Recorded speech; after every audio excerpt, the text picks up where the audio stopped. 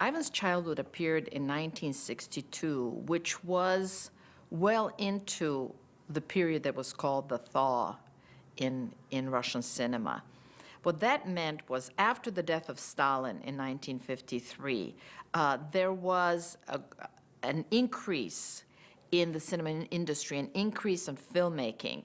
The last years of Stalin's reign or Stalin's rule, were devastating in many, many ways, but they were particularly devastating for the cinema industry because so few films were made. And there were a lot of young people studying in the film institutes in the late 50s who were ready to make movies.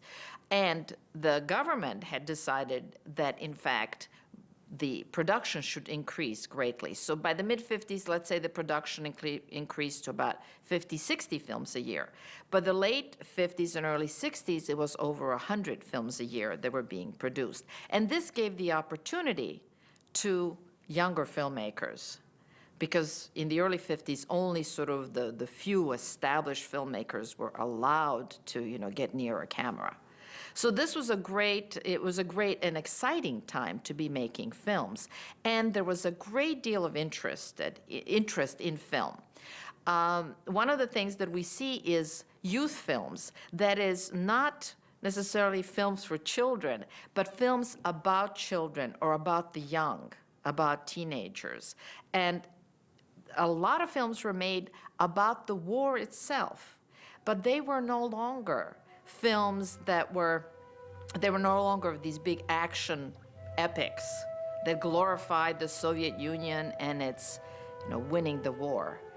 These films actually looked often at the orphans of the war, as in Ivan's Childhood, looked at the human cost of war, looked at what that meant to families, to the breakup of families, to the huge, enormous losses that the Russians experienced.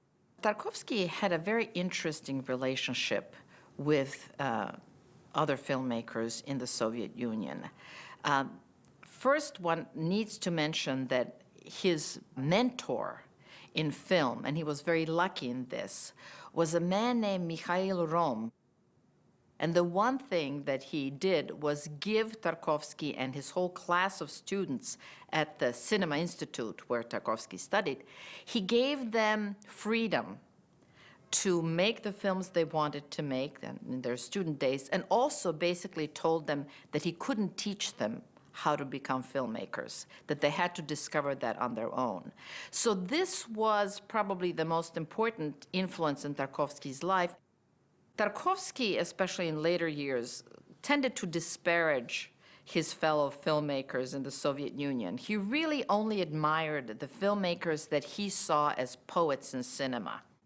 Someone like Alexander Dovzhenko from the silent period, who made the great film Earth. Someone like Sergei Parajanov, who's also quite well known in the West, his contemporary from the 60s, also a man who did a great deal of experimenting, stylistic experimentation in cinema. Tarkovsky drew a lot of influence from not only cinema, but he also drew a lot of influence from the other arts, from music, from art, from literature. Engravings of Dürer, the Four Horsemen of the Apocalypse. I mean, that is straight out of the library of Andrei Tarkovsky, not out of the library of those officers, in that wartime bunker. Tarkovsky was lucky in that he came of age as a filmmaker in the late 50s, which in the Soviet Union were a period of relative relaxation of political controls. It was a time where there was a lot of cultural exchange, so that film students back in the late 50s could see Italian neorealists, they could see John Ford movies, they got to know the whole pantheon of great filmmakers, from Bergman to Antonioni to Kurosawa, etc. So those influences, and that, although they may not be necessarily direct, created a kind of aesthetic world upon which Tarkovsky drew. Other influences were very much from his own background and his own cultural tradition. He was born into an educated, highly educated family that prided itself on being part of the Russian intelligentsia. And that meant from very early age, he was exposed to music, classical music. He was exposed to art. He spent a lot of time looking at artwork with his father. He, of course, was raised on Russian literature and Western literature as well. And in fact, all of his films have some reference, hold some reference to these other arts. But he was very much aware that film was a unique art in its own way, but I think he also realized that it was kind of a young art form that needed the backing, so to speak, of the other arts. I suspect that Tarkovsky, in taking up Ivan and realizing that he is making a film within an already set sort of war genre, that he wanted to put his own stamp on the film. Tarkovsky came to direct Ivan's Childhood sort of by accident. A friend of his and his cameraman on the diploma film called Steamroller and Violin, Vadim Yusov, brought basically the film to him, said he had heard that there was this film called Ivan, which was stalled in production, and they were looking to replace the director. And because Tarkovsky already had a cameraman in Yusuf, and because he already had an actor who was from another film that he had seen, he basically applied for it and got the job. So it was finishing someone else's film, which in a way put a lot of constraints on him in one way, but in another it was really quite amazing that Tarkovsky could come in, take over from someone else, and make it into his own film. Tarkovsky himself considered this film as sort of finishing his apprenticeship. It was a way to show what he could do in terms of cinematography, how he could handle the technical aspects of filmmaking, and also it gave him an opportunity to use this as an exercise in poetic cinema that he was very, very interested in. Basically, the early version of Ivan was going to be a much more standard sort of war story. And in some ways, it is quite different from all the films that follow. In other ways, it already contains a lot of the elements that we would call Tarkovskian in his later films.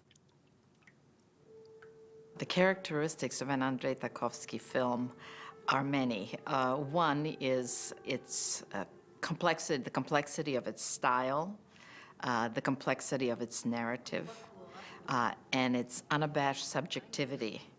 Andrei Tarkovsky's films lead us into an inner world, into a dream world very often, into the dream world of the characters as well as kind of the inner world of the director himself. After seeing Ivan's Childhood, Bergman was reputed to have said, it's been quoted often, that Tarkovsky was the greatest filmmaker because he could capture life as appearance and life as a dream. A lot of the critics writing about Tarkovsky's films noted, particularly with Ivan's Childhood, that the world is divided into sort of two parts. We see the idyllic and idealized landscape of his dreams, of his village or whatever countryside before the war, and which is bright, which is full of natural, by the way, elements, trees, living trees, horses, apples on the ground, rain, very beautiful, palpable world.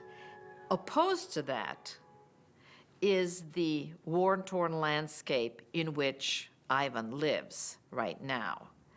And if one could critique him, perhaps, is that landscape is really very stylized. It doesn't seem very realistic, but I think it's there to contrast so strongly with the sort of idealized landscape where children should live and where Ivan should be living instead of here.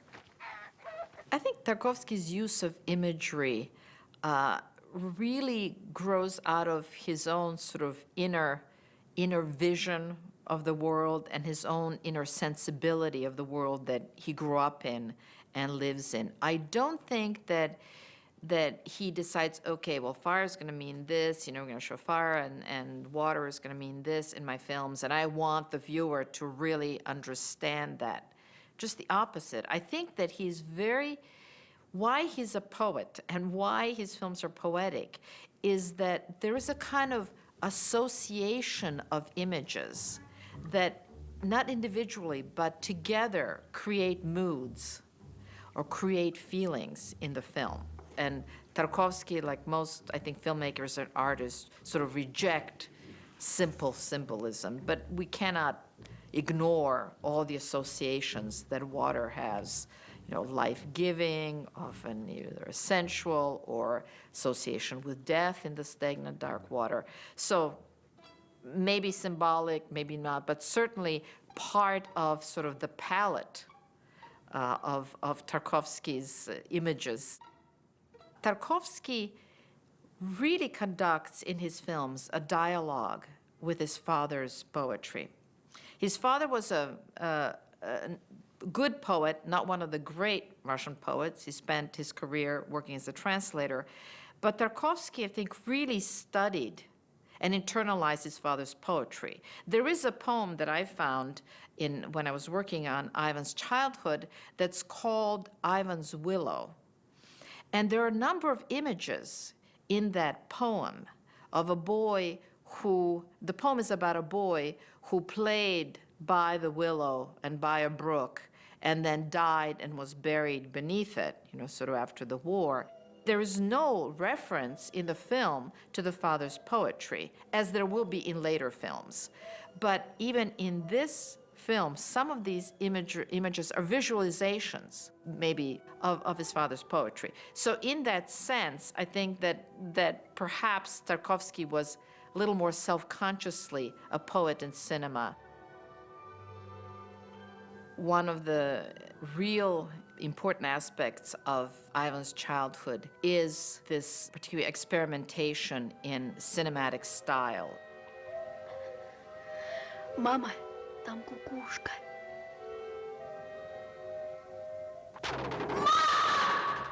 The kind of experimentation in style that allows for a kind of creation of a different world in film, a world that viewers hadn't seen before.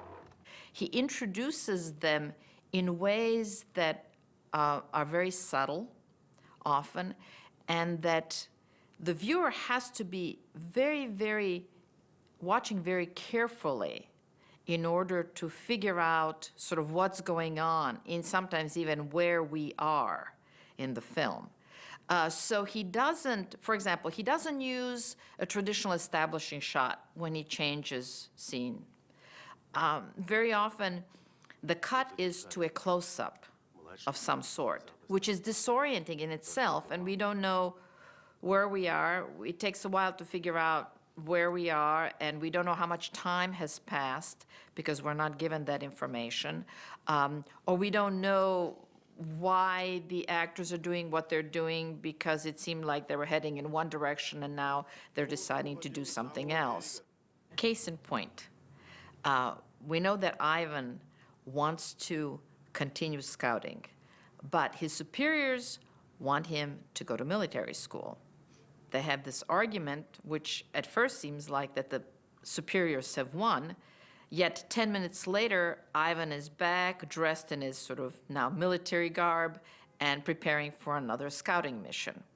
It's never clear what happened there, and why is it that he was able to convince them that he should stay and continue these very dangerous missions. The narrative in Tarkovsky's film is always somewhat elliptical, and that is purposely so, because, again, he wants the viewer to be a kind of co-creator of meaning and in the film, which means that you can't just be a passive viewer who's easily given all the information that he or she needs to make sense of the film.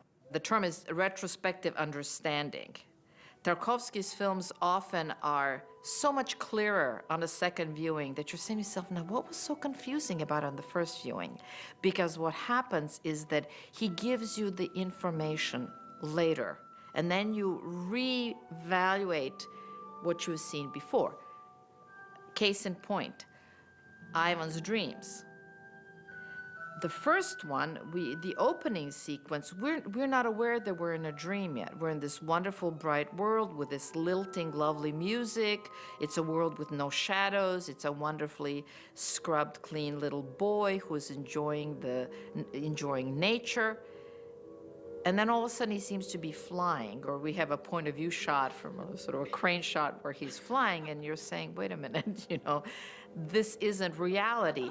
But when there is a sharp cut, we see as his mother falls or whatever in the ground, there's a cut when he, now a dirty boy in this dark, dark setting, is waking up.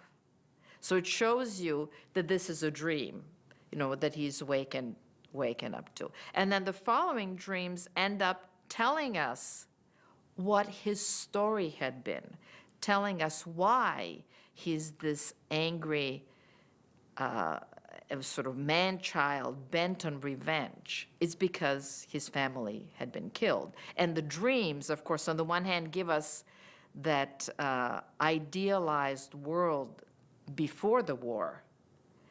So we see that contrast between the pre-war world and the world that he lives in now, which is dark and dangerous. And also we see what he's lost. And we share that loss with him because so many, in fact, children and families lost mothers, fathers, etc. And I think these dream sequences really open up the inner world of Ivan. And through Ivan, open up the inner world of a generation of children who died during the war, and make us acutely aware of the life that he didn't get a chance to live.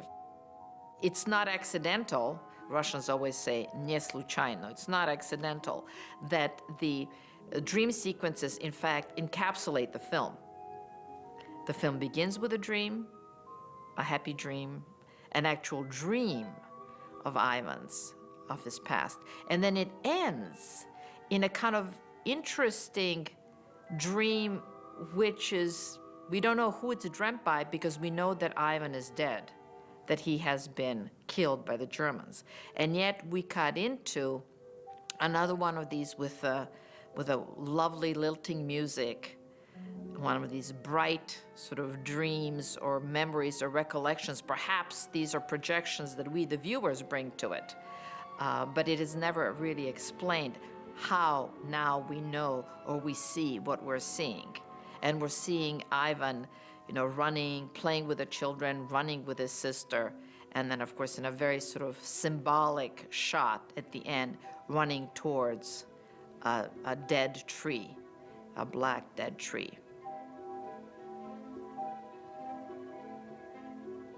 Tarkovsky was very interested in kind of providing a kind of concrete, palpable reality in his films. It's almost ironic to think that a filmmaker who is often described in terms as poetic and not realistic, in fact, based so much of his imagery on the sort of palpable, concrete world, from sounds to images. He tried to reproduce a lot of his imagery that are memories of childhood. His sister mentioned that one of Tarkovsky's first words when he was little, first sentences were, "Mom, there's a cuckoo." And this is, of course, an expression of Ivan when he is in the very first dream, when he's bending down to drink the water from the pail that his mother gives him. So the in fact, the dreams are very often recordings of very concrete, very physically concrete and palpable elements. And Tarkovsky himself believed that this is one of the powers of cinema.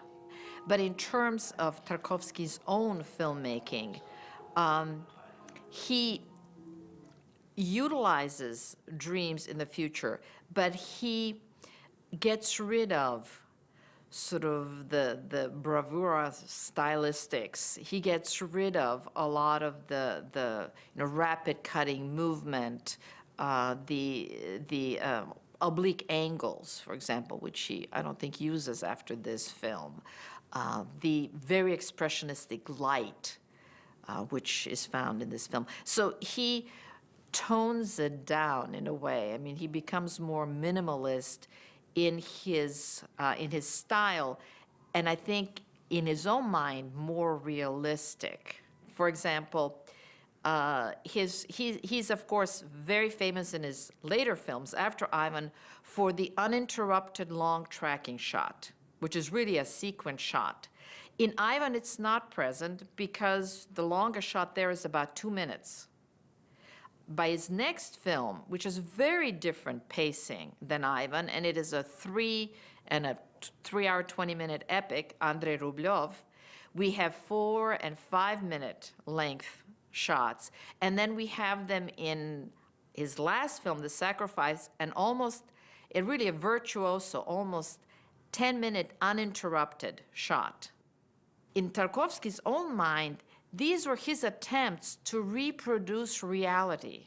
In other words, he begins to equate real time, R-E-A-L time, with real time, R-E-E-L time, that is film time. So I think in Tarkovsky's films, there's always an incredible desire to make concrete the dreams, to bring in realistic elements, to bring in natural sounds. Tarkovsky didn't believe that sound should simply reaffirm what's going on the screen or clarify for the viewer, what feelings they should be having in a particular moment.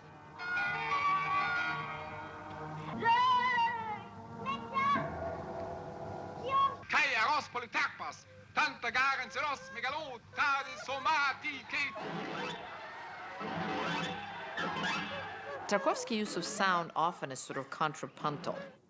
And this was something that filmmakers of the late 20s, in fact, Eisenstein, Pudovkin, and I think Vertov, at least 3 of them signed a manifesto on sound back when sound was in its infancy, saying that, sound should not just be used to demonstrate what you already see, but sound should be used as a counterpoint.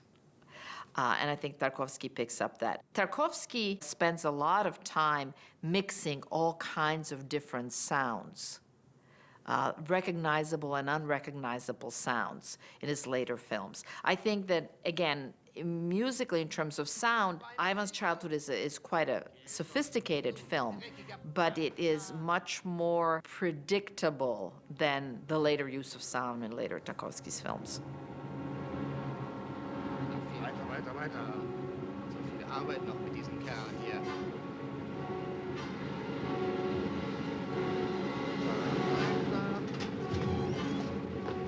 Aber Dalli bitte, ja? Vorwärts! Oh, so. Da sind wir angelangt.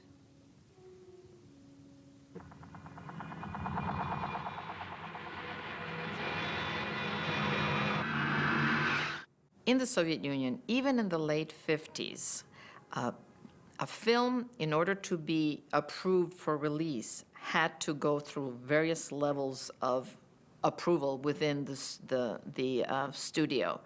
And there were these artistic councils that would meet, and Tarkovsky always had a hard time with his films.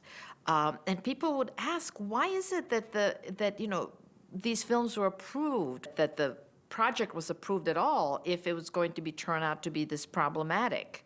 But in fact, what happened was that very often a script was approved, and then Tarkovsky had pretty much a free hand to film what he wanted, and half the time the film ends up being very different from the script.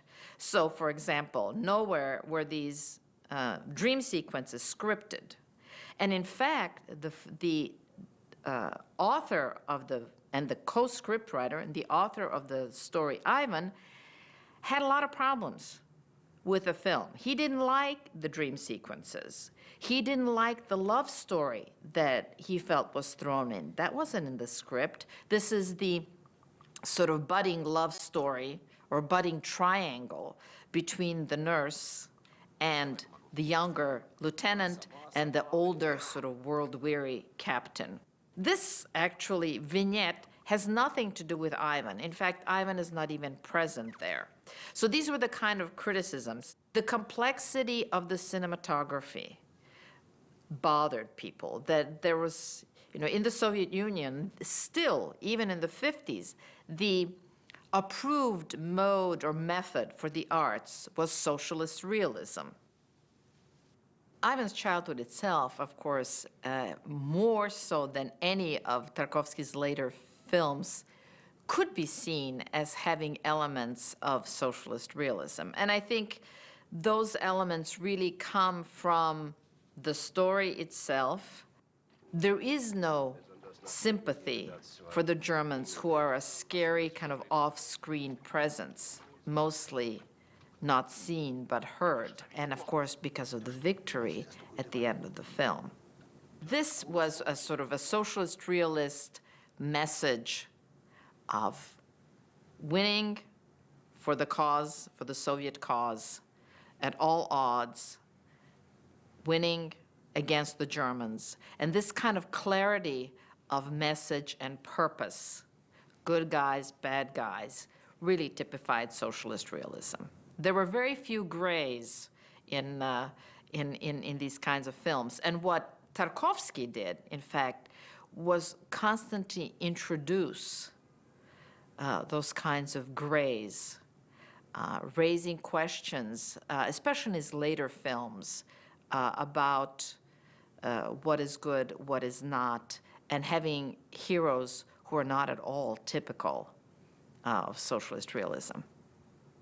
And then there was the realism part, which often meant realism in terms of the style, making a film easily comprehensible to the audiences. In other words, none of these fancy flourishes, playing with time, playing with space, strange angles, and all of this, all of the things that Tarkovsky ended up doing in his films. So, in a sense, he was already throwing down a challenge to socialist realism. So he was lucky with Ivan's Childhood, in that that film received wide distribution and quite wide acclaim, even with the problems that he got in all of these 13 council meetings. The film was still released in the way that he wanted it. He didn't make any cuts, and that was probably one of his strengths throughout his career. It was the image that he had, the vision that he had as a filmmaker. He showed that he could hire the best people or work with the best people and make every aspect of film. And he very much respected every aspect of filmmaking that had to be done on a very, very high professional level. In a sense, Ivan's Childhood will always be seen as a less personal film than Tarkovsky's latest films, because we really can't divorce it totally from the kind of war genre, even a revisioned war genre. But it is, I don't think it's an anomaly in a sense. I think it is a next stage of a young filmmaker who got a chance to make a film and who did it within the narrower confines of what was expected of filmmaking. And yet, while doing that, he really began to explore the elements of style, some of which he would reject, some of which he would pursue, and sort of he began to explore his own ability to portray a complex world, that is, to portray kind of the reality, the palpable reality of the world around us through cinema, but also to portray a kind of subjective inner reality that is both the inner reality of his heroes and of the director himself.